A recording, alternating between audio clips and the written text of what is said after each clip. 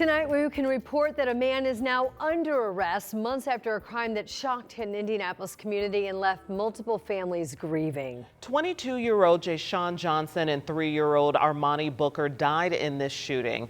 And tonight, nearly 3 months later, there has been a break in the case. Karen Campbell spoke with the toddlers' family, who says the news today is a weight lifted off of their hearts.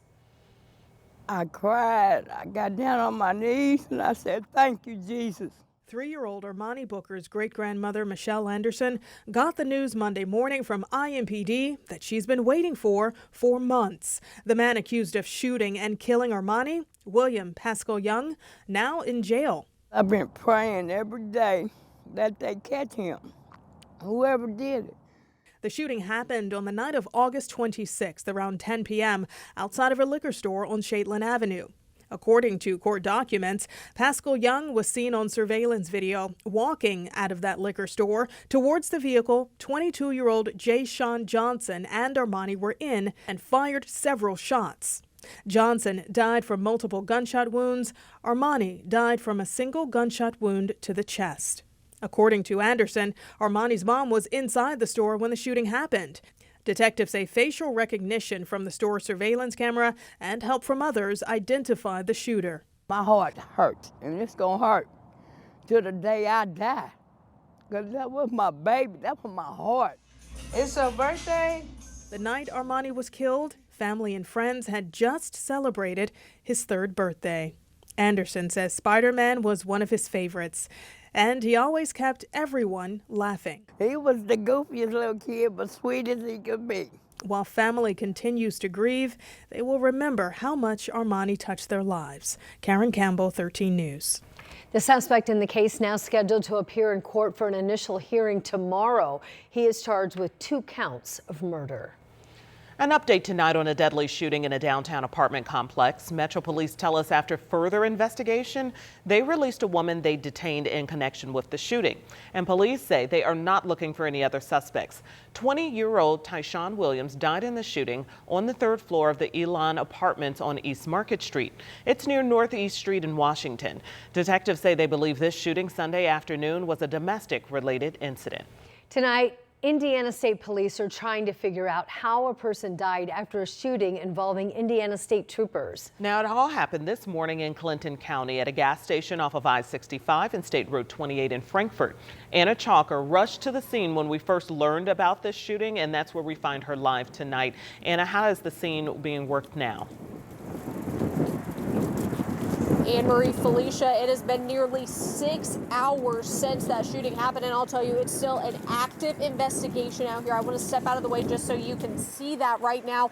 Several state police cars still out here. A lot of the focus still on the car, the suspect car. It is behind that white truck right now. We did see a tow truck pull up within the last few minutes, getting ready to take that suspect vehicle away. Again, that suspect did die in this situation. Now, I do want to show you video from this scene when it was active early this afternoon when we first got here. This is from a traffic camera where you can see the moments when state police were in a standoff with this suspect. ISP says this all started as a traffic stop on I-65 this morning. The department tells us troopers then chased the suspect here to this Amoco gas station, where at some point gunfire was exchanged and the suspect was killed. Now, we're still working to learn who fired their gun first, whether it was the state trooper or the suspect. And state police tell us they are working with several agencies on this investigation. We're just going to use every precaution that we can and use all the tools that we can at our disposal to make sure that we come to a safe conclusion to every incident. So we want to make sure not only we're safe, that the public is also safe, and we can come to that safe conclusion.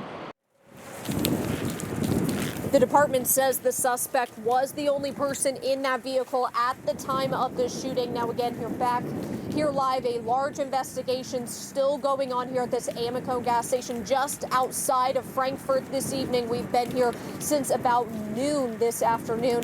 A big scene, and I've also reached out to state police for more information regarding the shooting, and as we get that information, we'll have it both here on air and online. All right, thank you so much, Anna Chalker, reporting live in Clinton County.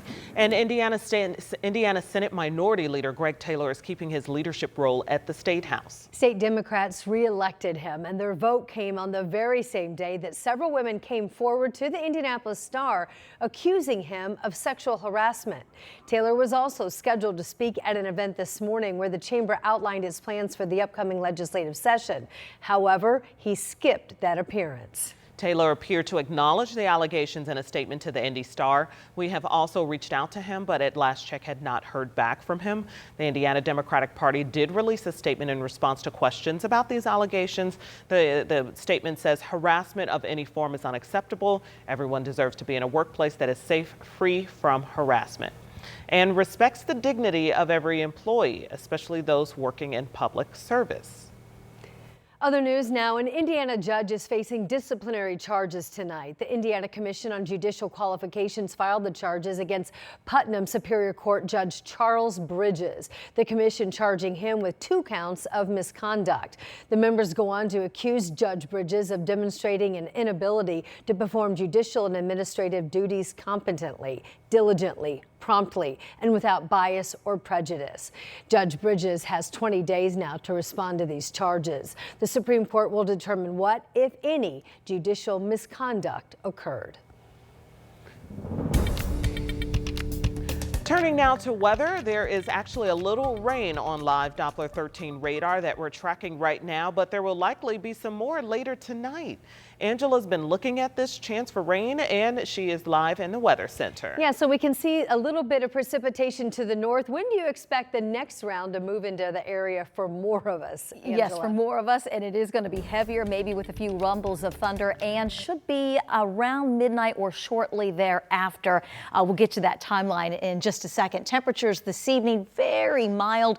Most of us will stay in the 60s over the next couple of hours under cloudy skies. A little bit of rain from just north of Lafayette to Marion points north. The rest of central Indiana, it will be dry over the next several hours. But I do want to prepare you for what's coming our way. The when between midnight and 5 a.m., the impact, a line of gusty rain and storms. We just don't want you, if you wake up, to wonder what's going on. So we're warning you ahead of time. We're not expecting any severe weather. Let's start Future Track 13 at 11 o'clock tonight. You can see that line of rain, wind, and thunderstorm activity moving from west to east. It'll be into the central part of the state around 2 a.m. Lindsay and Chuck will be tracking that for you around 4 a.m. and then it departs and we get into some dry time tomorrow afternoon as temperatures near 70. But I've got some big changes to track in your 7-day. Okay, and you can track the chance for rain along with Angela on the live Doppler 13 weather app. Just check out the interactive radar after you download it from your phone's app store.